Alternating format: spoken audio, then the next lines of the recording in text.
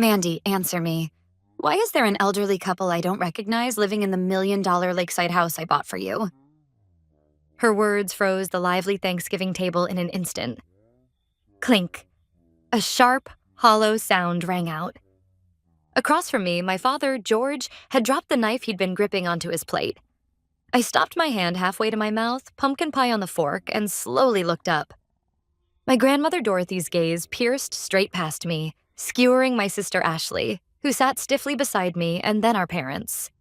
Having just returned from overseas after several years away, my grandmother seemed far stricter than before, wrapped in an aura that allowed no one to approach her lightly.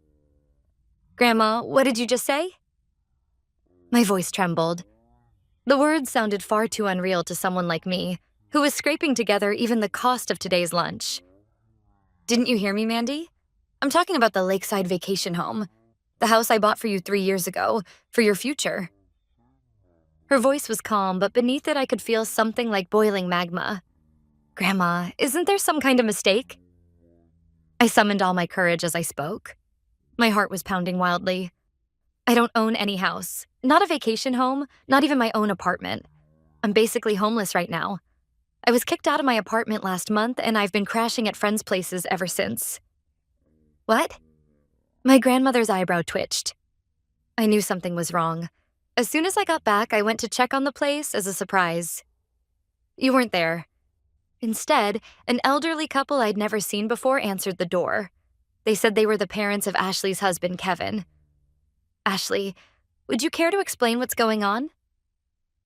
Out of the corner of my eye, I saw my sister Ashley's hand trembling as she held her wine glass. "Ashley?" I turned to look at her. Her eyes darted around, her breathing quick and shallow. "Grandma!" Ashley cried out, almost screaming. That must be some kind of mistake. Maybe you got the address wrong. There are lots of similar houses around there, and you just got back. You must be exhausted." "That's right, Mom." My mother, Sandra, jumped in. Beads of sweat dotted her forehead. "It's just jet lag. Your memory's mixed up. Come on, the turkey's getting cold." "Be quiet." My grandmother's shout slammed down on my mother's words like a physical blow. Despite her age, her voice was so powerful that everyone at the table flinched. My mind is not failing me yet. The address? The exterior? It was exactly the house I signed the contract for. And more than that? My grandmother reached into her handbag, pulled out a photograph, and slid it across the table. "This is what Kevin's parents, who were living in that house, said to me. We're staying in this home owned by our son's wife, Ashley." The moment those words landed, the color drained completely from Ashley's face. In the photo was a beautiful mansion by the lake, and in front of it, smiling for the camera, stood Ashley, her husband Kevin, and his parents. Shall we ask for an explanation of this photo? Faced with irrefutable evidence, the air in the room grew thick and heavy. I stared at the photo, doubting my own eyes. It was the very same place Ashley had posted on social media with the caption, #MyNewVacationHome, back when I was wearing myself down juggling 3 part-time jobs. That was my house? What is going on? I stood up. "Mom, Dad, what does this mean? Grandma bought a house for me. Then why am I living like I'm homeless right now?" At my question, my father looked away awkwardly. Mom, it's complicated. Today's Thanksgiving. Talking about money at a family dinner isn't exactly appropriate, is it? Tomorrow we can sit down in my study and talk it through properly." My grandmother cut him off coldly. "No, we're clearing everything up here and now.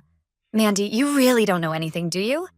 About the $1 million vacation home I sent you 3 years ago, and how it was used." $1 million? The room spun. The balance in my bank account, when I checked it this morning, was $12.50. Working 3 jobs, sacrificing sleep, only to watch everything disappear into student loan payments and living expenses. $1 million was a number I couldn't even imagine. I don't know anything. I've never seen a vacation home, and I've never once been told that anyone bought one for me. At my words, my grandmother's expression softened slightly, a hint of pity flickering across her face. But it vanished just as quickly, replaced by a hard stare as she turned to my parents. "George, Sandra, you told me this, didn't you? Mandy is mentally unstable and incapable of managing a large sum of money. Until she becomes independent, we will act as her guardians and manage that vacation home on her behalf. What? I couldn't believe my ears. Wait a second, Mom, Dad. When exactly was I ever mentally unstable? I graduated at the top of my class and have worked diligently ever since. I've never caused you trouble, not even once. Mandy, calm down, my mother said in a low voice. There was no concern in her eyes, only a warning that said, "Don't say anything unnecessary. You're worked up right now. See? This is exactly what I mean by unstable." Don't you dare! I sprang to my feet. My chair toppled over behind me with a loud crash. I am perfectly normal. You're the ones who are sick. When I couldn't pay my rent, you told me I wasn't trying hard enough and to be independent, didn't you? And yet behind my back, you handed over a house in my name to Ashley? Mandy, how dare you speak to your parents like that? My father shouted, slamming his fist on the table. We did it for your own good. You don't have the ability to manage assets, so we entrusted it to Ashley. For my own good. The absurdity of it all left me too numb even to cry. Oh, shut up already, Ashley Thompson screamed. A plain, boring woman like you doesn't deserve a beautiful house like that. We were just putting it to good use. You should be thanking us. Ashley, you... My vision blurred with frustration. My whole body trembled with rage. This is family? Is this what people bound by blood do to each other? That's enough. My grandmother's voice cut cleanly through the swamp of shouting. She rose slowly, leaning on her cane, and walked over to me. Then she placed her hand gently on my shaking shoulder. Mandy is right. All of you are rotten. Completely rotten to the core. Mom, that's going too far. My father said, his face twisting. We did everything for the sake of the family. My grandmother looked down at him coldly. There is no family here. There are only hyenas who fed on their granddaughter's property. Tonight, everything will be settled. She pulled a smartphone from her pocket and pressed a speed dial number. Come in, please. Yes, right now. The front door opened, letting in a gust of cold night air along with a man. It was Mr. Watson, my grandmother's personal attorney. He carried a thick briefcase. Mrs. Hanson, I've brought all the documents as instructed, Attorney Watson said in a businesslike tone, setting a heavy stack of papers down on the table.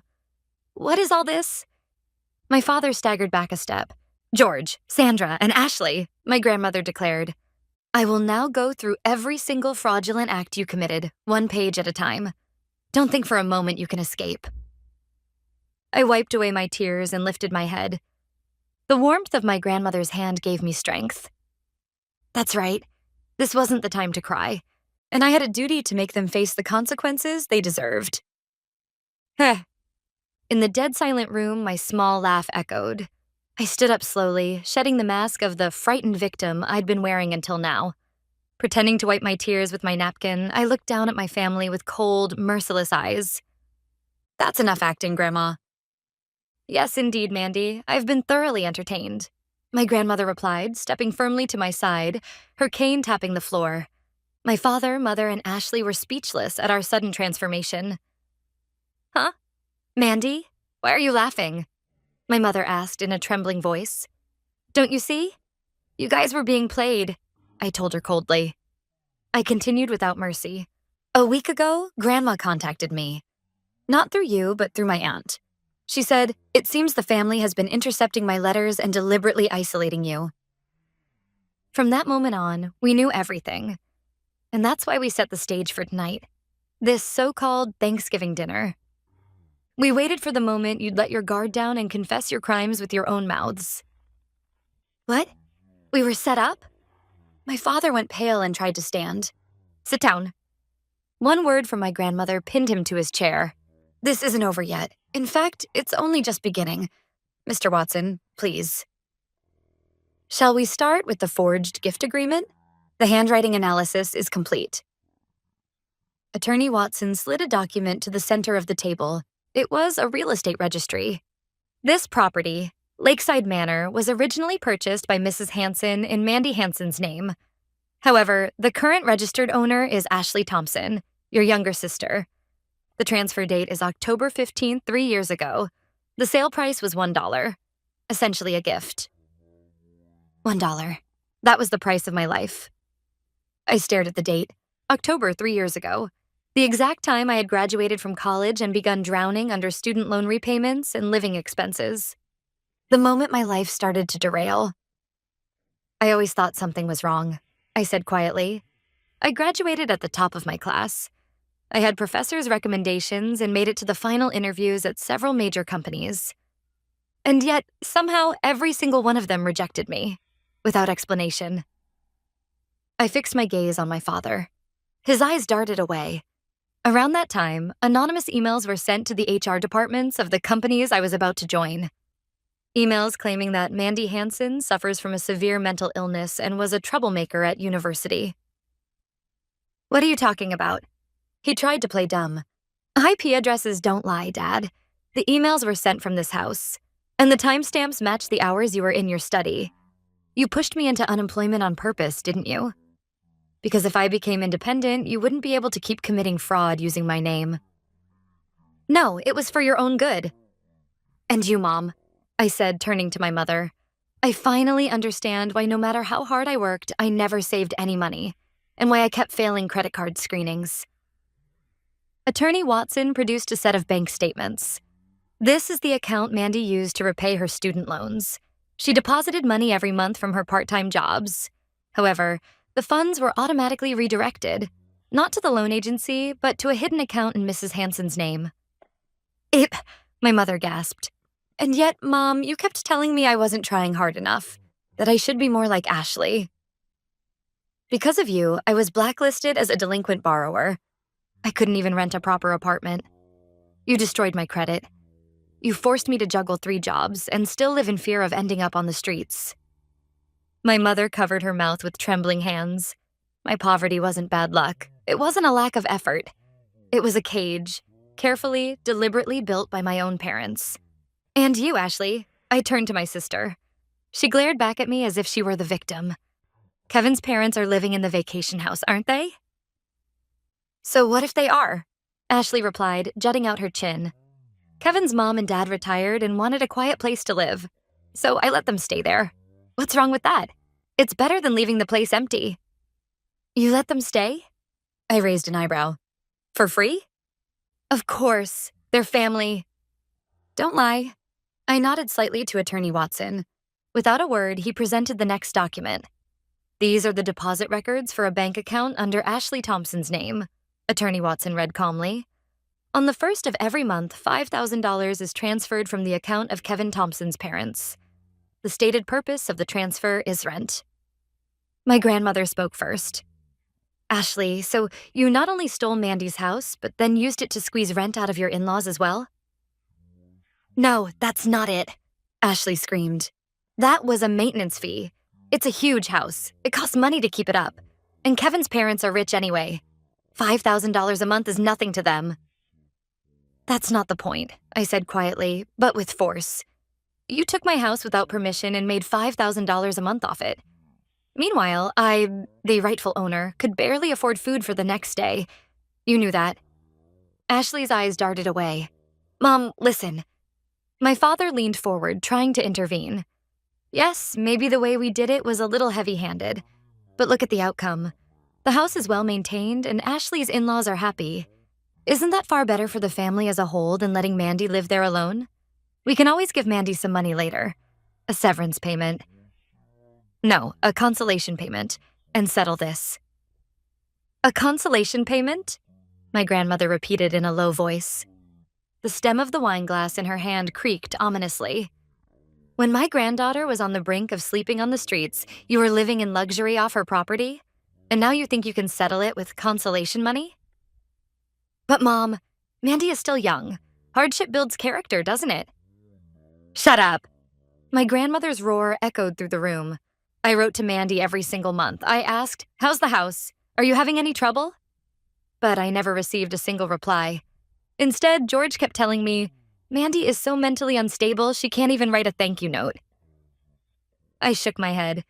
Not a single letter ever reached me. Of course not, my grandmother said coldly, turning to my parents. Every letter I sent was addressed to this house. You claimed Mandy was mentally unstable and said you would hold on to them for her. And you never gave me her real address. You crushed my letters and cut off all contact from Mandy as well, didn't you?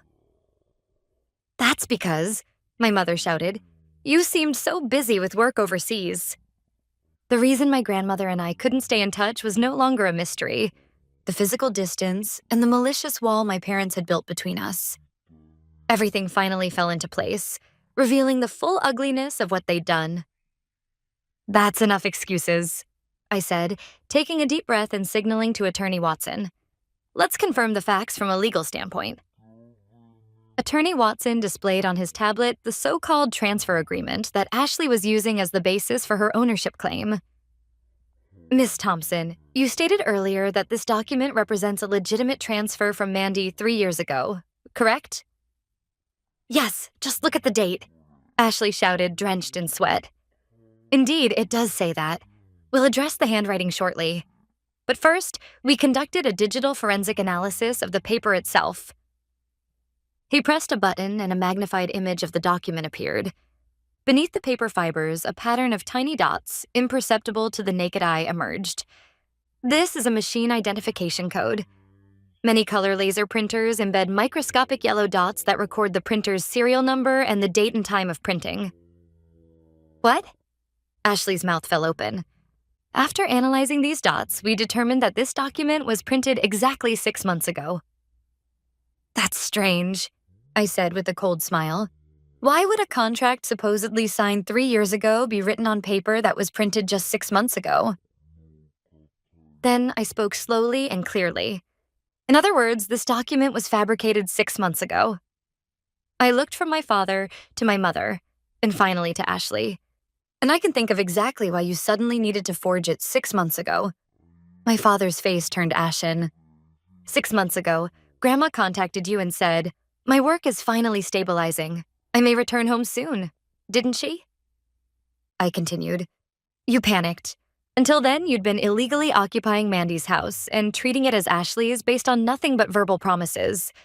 But once Grandma came back and checked the property records, your lies would be exposed. So you hurriedly forged documents to give yourselves a legal cover. That's not. But if you'd asked me to sign it, you would have been exposed. So Ashley copied my handwriting and forged the signature with a date from 3 years ago. Isn't that right? Ugh. My father clutched his head and groaned. I'd hit the mark. For 3 years, they'd done whatever they pleased, counting on the fact that my grandmother wouldn't return. But the moment they heard she might come back, they panicked and rushed to fabricate evidence. That panic was what led to their fatal mistake. Attorney Watson pressed on mercilessly. According to the handwriting analysis, this signature matches Miss Ashley Thompson's handwriting with a 99% probability. This constitutes clear forgery of a private document with a seal. Furthermore, Miss Thompson falsely claimed to be Mandy's legal guardian and withdrew $1 million from Mandy's account under the pretense of maintenance costs for the vacation home. That constitutes fraud and embezzlement. Fraud? Ashley began shaking uncontrollably. Prison. This can't be real. Dad, say something. You're the one who said, as long as we backdate it, it'll be fine. You idiot, shut your mouth, my father shouted, but it was far too late. The police have already been notified, Attorney Watson said calmly. Miss Thompson, criminal charges will be filed against you immediately. No. Ashley grabbed her head and burst into tears. Dad told me to do it. He said, Mandy's stupid. She'll never notice. He told me, just copy her signature. I only did what I was told. What? Ashley? You're selling out your own father? My father roared. But it's the truth. Mom said it too.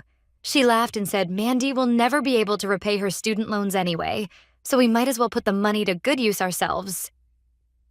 Ashley, don't say another word, my mother screamed, lunging at her. It was painfully ugly. The very people who'd been preaching about family bonds and love just moments ago were now hurling accusations at each other, desperately trying to shift the blame. My grandmother watched the spectacle with cold eyes and spoke quietly. That's enough. At those words, the shouting stopped dead.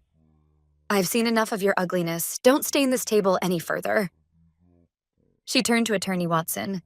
Mr. Watson, the revision to my will is complete, correct? Yes, Mrs. Hanson. Attorney Watson produced a new set of documents. This is the latest will. It fully revokes the inheritance rights of George Hansen, Sandra Hansen, and Ashley Thompson, as well as Ashley Thompson's spouse, and designates Miss Mandy Hansen as the sole heir to the entire estate. The entire estate? My parents shouted in unison. Mom, please, wait. Anything but that. We're sorry. We've reflected on our actions. Please. Gone was any trace of pride, only a man clinging desperately to money. My mother followed suit. I'm sorry, Mom. I had a moment of weakness. I'll never do it again. Please reconsider. From above them, my grandmother replied in an icy voice. If you want to apologize, do it to Mandy. She's the victim, not me. My parents and Ashley's eyes all turned to me at once. Pleading, fawning, and underneath it all, that same entitled assumption. We're family, so she'll forgive us. I slowly lifted my wine glass and took a sip. Then I smiled sweetly. No, I don't possess mercy. The only thing I have for you is an invoice. I accepted the final document from Attorney Watson. This is a demand for restitution of unjust enrichment over the past 3 years, along with damages for emotional distress. The total amount due is $2 million. If payment is not made by tomorrow, criminal prosecution will proceed immediately. $2 million? My father screamed. There's no way we have that kind of money. Then sell what you do have, I said coldly. Your house, your cars, your jewelry, and that house Kevin's parents are living in. You'll vacate it immediately. No? Ashley collapsed to the floor, kicking Kevin's mom and dad out. If I do that, he'll divorce me. That's none of my concern. That's your problem, Ashley. I cut her off coldly. When I lost my job and my credit was destroyed, did any of you worry about me? No, you all mocked me. Now it's your turn to taste that same misery. At that moment, a heavy knock sounded at the dining room door, and 2 officers wearing sheriff's badges entered. Ashley Thompson? Please come with us to the station. No, help me. I didn't do anything wrong. Ashley screamed as she was dragged away. Next, my parents, still in shock, were placed in handcuffs as well. Mandy, I'm sorry, Mandy. My mother sobbed, looking at me through tears. I was wrong. Please drop the charges. Goodbye, Mom, I said without looking away. Count the wrinkles on your face in prison. You'll have plenty of time. As the police sirens faded into the distance, only my grandmother, Attorney Watson, and I remained in the vast dining room. I let out a long breath. It wasn't exhaustion. It was relief, as if a curse had finally been lifted. It's over, Grandma. Yes, it is, she said gently, pulling me into an embrace.